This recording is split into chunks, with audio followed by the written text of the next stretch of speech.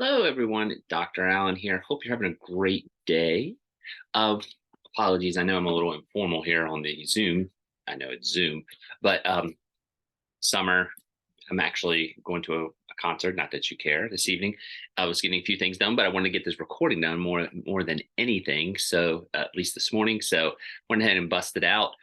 So I think we'll probably live this. Actually, I know I say this every week, and then I say, well, it's a summer class. I'm going to be taught a lot of yakking. Today's video will actually be pretty short. There's actually not overwhelmingly a lot of technology to be done this week.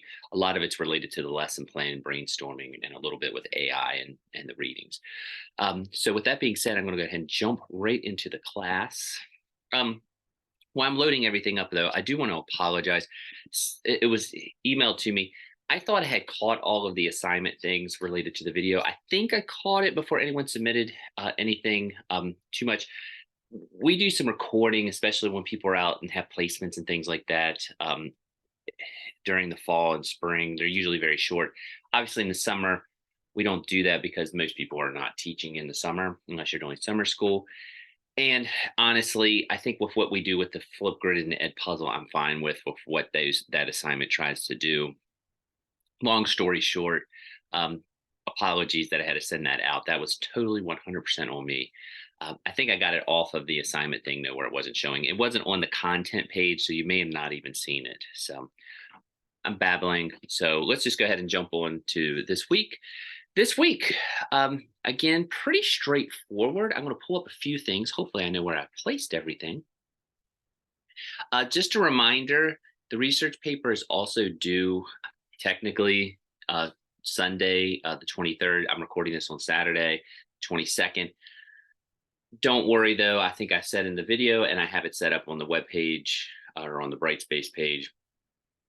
I will take them until July 30th. So if you need a little more time, that's totally fine.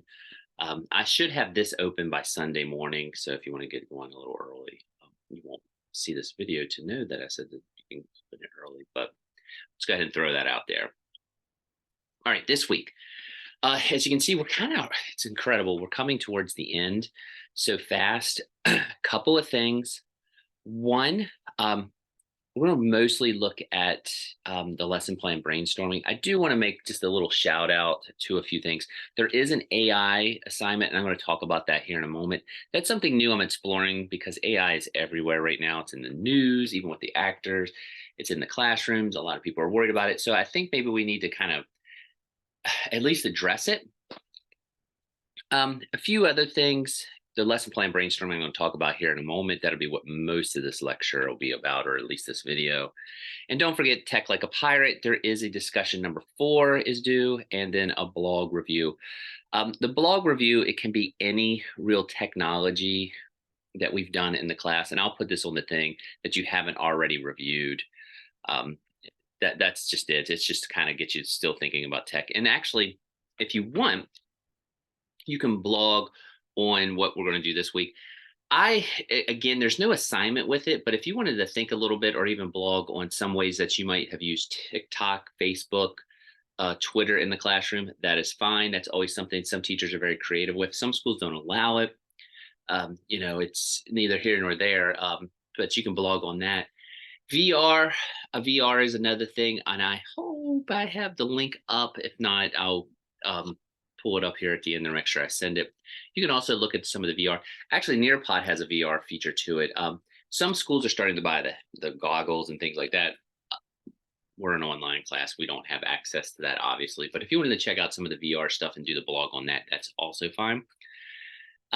With that being said, don't forget, discussion 4. Sorry, I'm coughing a little bit. Don't forget, blog 4 can kind of be any tech that we've done so far that you haven't reviewed, or one of the ones listed here if you want to explore a little bit. I did the learning management tools last week. Discussion 4 is just going to be on the Tech Like a Pirate. And then what you're going to do, I'm going to do the AI first. I'm sorry, I'm looking up here to make sure I have everything on there.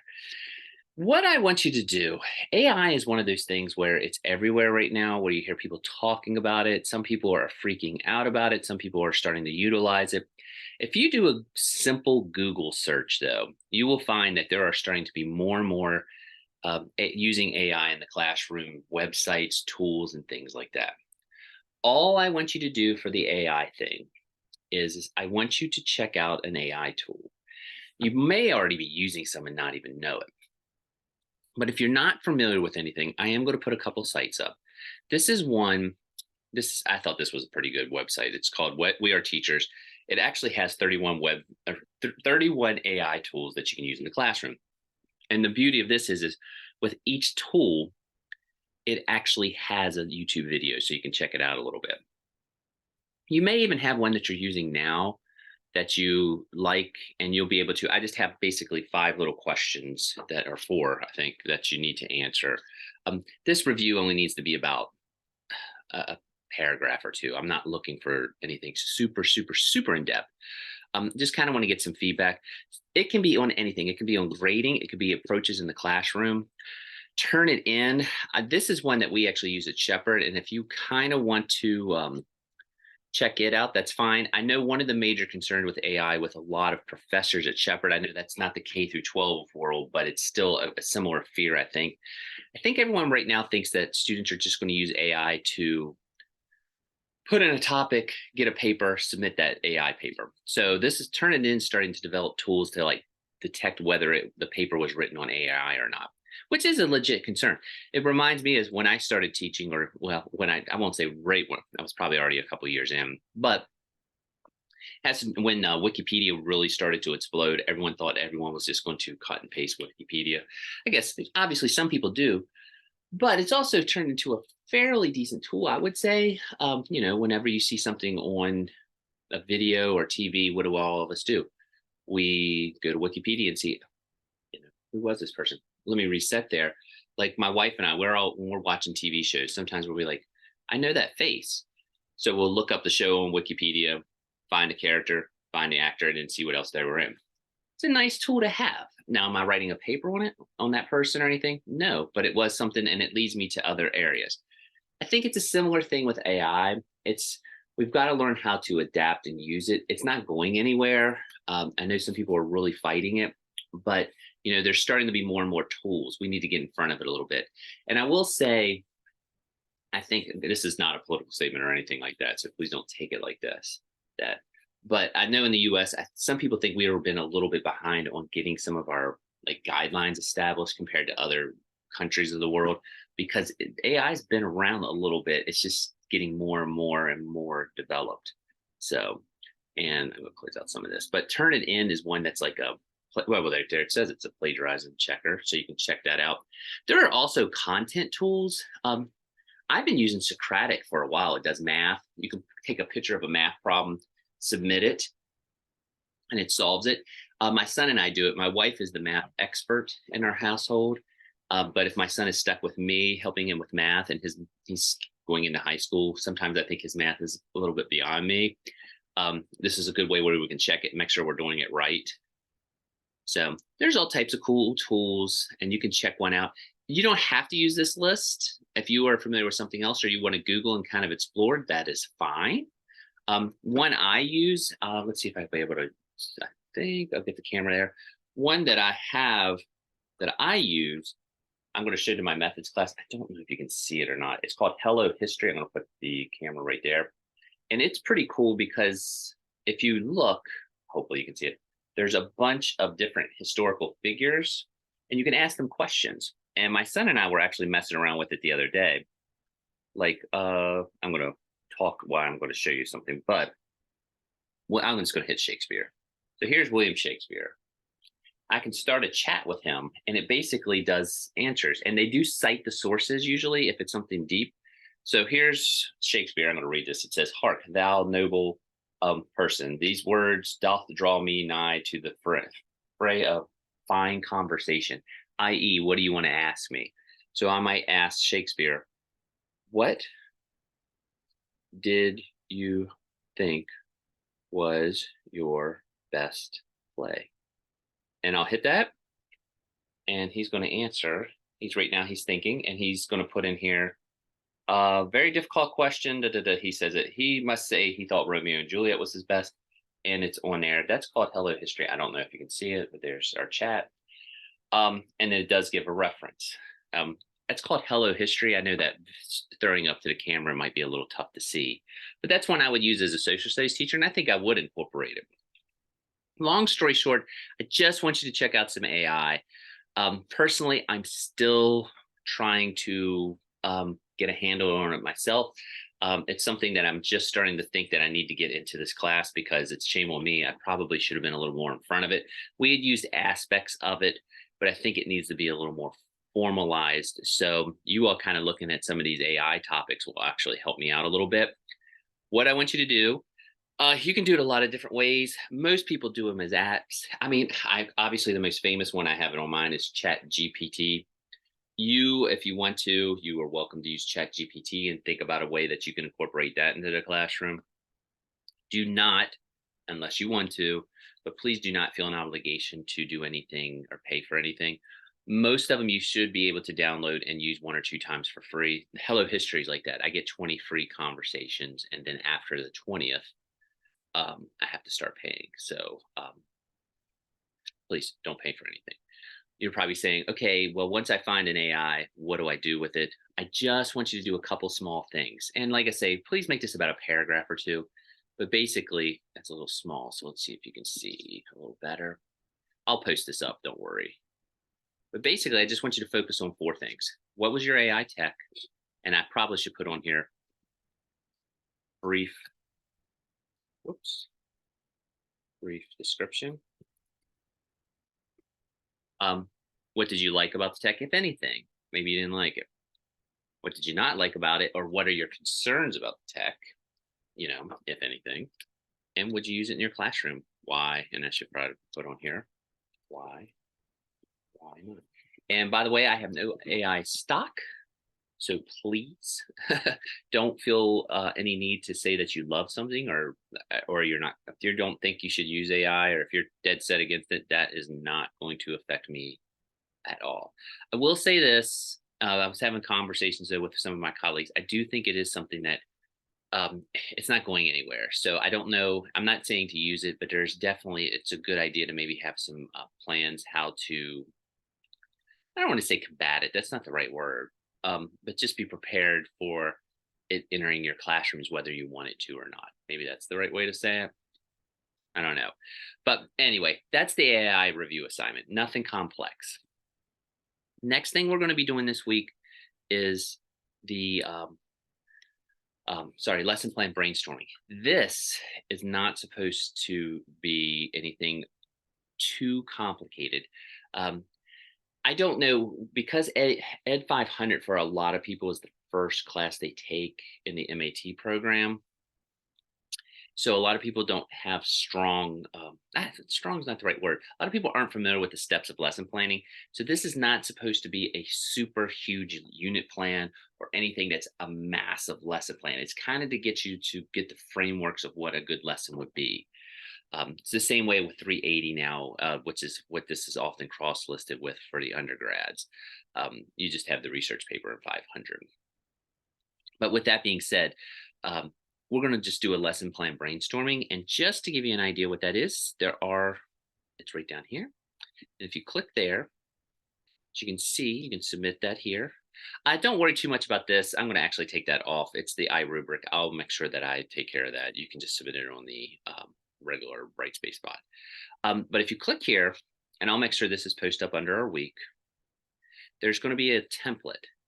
I want you to use this template, and I want you to develop a lesson plan or brainstorm a lesson plan where you would utilize this technology or some of the technology that you've seen in this class. A few things with this. One, you just kind of give me the overall objectives and standards, which I would actually, I guess I'll say backwards plan, but I would do the lessons first, and then you can just cut and paste them up here. That's fine. But a few things related to the framework of this. One, I want you to do 3 lessons. You can do a 4th. I've had some people ask, well, I've got a whole unit. Can I just map it out? That's fine. There's no extra points. There's no requirement for you to do the fourth lesson. That's optional, but some people feel like they need to do that, and that's fine. I'm not stopping you. Um, but you only need to do three. Excuse me. But here's a few things related to that. Um, One, you just need to fill in these things, and I'll show you an example, but you need to do your learning objectives so your student will be able to blah, blah, blah, blah, blah, blah. This is what you want to do. I want a brief summary of what the goals of the lessons will be. And I want an explanation of how you will incorporate technology into the lesson. Now, this is the key part related to this class. Each one of these lessons has to have a different type of technology for each lesson. You can repeat some. So, for example, maybe this lesson you're going to use Nearpod or you're going to use Google Class. It can be anything we've done in this classroom, whether you've done an assignment on it or not. It could be something I've shared with you. It could be something I'm not familiar with. That's fine. I do want three different, texts in each of these lessons. The other thing is some people put multiple texts in there. That's awesome, and there can be repeats there. So if you're using Google Classroom, you might use Google Classroom for all three lessons. Awesome, but that only gets you one credit. That you only get one check mark off for using Google Classroom for each one. It counts as one tech. This you need to basically have three different texts, is what I'm getting at in this lesson. You also have to have 21st century skills. I thought I had said something about 21st century skills in one of the earlier videos, but I talk a lot and who knows. But just so you know what that is, and I'll make sure this link up, skills in education. Actually, there it was right there. In education. 21st century skills, big, big, big thing when we kind of made the turn to 2000, which I'm feeling old now because, that's kind of neither here nor there. But I want you to just list, you don't have to detail it. But what are some of the 21st century skills? They're things like critical thinking, creativity, collaboration, communication. Those are the big four, actually. They call them the 4 C's, and everything usually builds off of those. And you can actually just focus on those four if you want. But if you want to kind of delve into these, that's fine. Information media literacy, technology literacy. If you're having the students actually use the tech, to me, that sounds like technology literacy. Flexibility, leadership, productivity, social skills. These are the things, these are 21st century skills. As you can see here, I mentioned the big four. They kind of all branch off from that. The critical thinking, creativity, and collaboration. If you just kind of want to focus on those four and list them, and you can repeat these, there's, and actually more than one is great. So if they're doing like group work on a technology, it can be collaboration and communication. You can have that for all three. As long as I see it in your brainstorming, that's fine. But if you want to kind of do it this way too, as you can see, they got them broken down. I will make sure this is up for you, but those are 21st century skills. They do need to be on your lesson plan brainstorming. And then you have to tell me how you're going to assess this lesson. If you're not too familiar with it, I'm not going to come out with knives out, so to speak, with the assessment things. As you get more and more or dive deeper and deeper into your assessment, I guess, let me rephrase that. As you get deeper and deeper in talking about the types of assessment, like summative and formative assessment in your classrooms, planning and things like that, you definitely want to specify. For this class, I just want to know how you're gauging the student's learning. So if it's Kahoot, that formative style assessment, that's fine. If you're going to give them a quiz after they've used the tech, that's fine. I just want to know how you're doing it. That's it. You need to do all three lessons. And here's the other thing. I want you to kind of forward think a little bit with this. So what I mean is I want kind of an umbrella for like a unit. So what I mean is each one of these lessons should have a central theme. I taught 7th grade for a long time, social studies, and one thing that we would talk about would be the Renaissance. So maybe lesson 1 would be about the Renaissance itself and maybe, how it developed in humanism. And we might get into that a little bit. And I might use something with a Kahoot. Lesson 2 might be about the specific people, the Ninja Turtles, Michelangelo, Leonardo, Donatello, Raphael. And I might have a Nearpod on them. And the last one might be about the Northern Renaissance. And, just kind of just a loose umbrella of connecting all those things. That's it. That's the lesson plan brainstorming. I will have a sample, and I hope I was smart enough. I don't know. Sometimes I doubt that, but let me see if I got it. I might have it down here. Yes, I do. Thank goodness. I didn't think, I thought I pulled something up. I will have an example up, but just to kind of give you an idea, that's the standards. And actually, that you see, I'm not looking for anything too crazy. I just want to see each week what they're trying to do. This one used the Ned puzzle and all. They gave me a summary. They hit critical thinking collaboration, and they gave me a summary. I see. That's all I need to do. They decided not to do four. This was a math one. That's a good example of the lengths and all. And again, I don't know how much people are familiar with where to find the standards at. So I should show you this really quick. I have the West Virginia's teaching standards. I think I do. Yay. Listed. And again, I know some of you teach, so you're familiar with these. But if you do need them, there are the West Virginia teaching standards for content areas. If you're doing your lesson, they should have K through 12 on there. But for example, I'm always a social studies person. So there are electronic versions of this too. If you want to look at, I can post those up too. You can just find, you might have to fish a little bit, go down here, but you're just going to go through and find it. So if you're doing a K lesson on West Virginia history, maybe you're having them do state symbols and it's an Nearpod and they're identifying, that's your standard. Just so you know, again, this is a brainstorming. I'm only looking for, you only need a standard or two for each lesson. You don't have to do like 40 of them. I'm not looking for that. You really shouldn't do that. So, one standard, two standards for each lesson, one objective, two objectives for each lesson. And I would be totally happy with that. But if you need any help with this, please let me know. This is really to help anyone that's not lesson planned yet, just to kind of start to see the framework. By no means are these detailed lesson plans. Please, don't think that. You would have to expand these to a much greater detail, but they're there. That's the big assignment for the week. The AI review. I will make sure this link is up there. And actually, I have another one. I'll put both of these up. This is another one. He has some cool tools too. And then you can kind of go from there. This is an article. I'm trying to think anything else. I said I would try not to be too long-winded.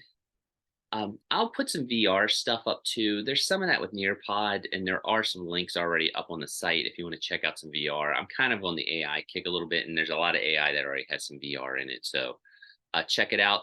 Again, blog, you're open to kind of review anything that you haven't reviewed yet or you just want to review.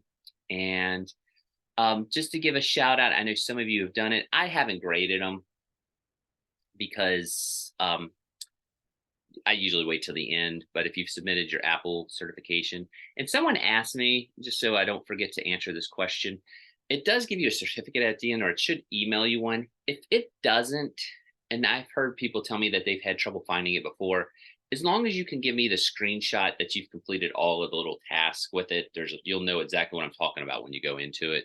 You'll be fine. That's all I need is just proof that you did them. The certificate just is nice for your portfolio, but as long as I have verification that you did it, you're good to go. I think that's it.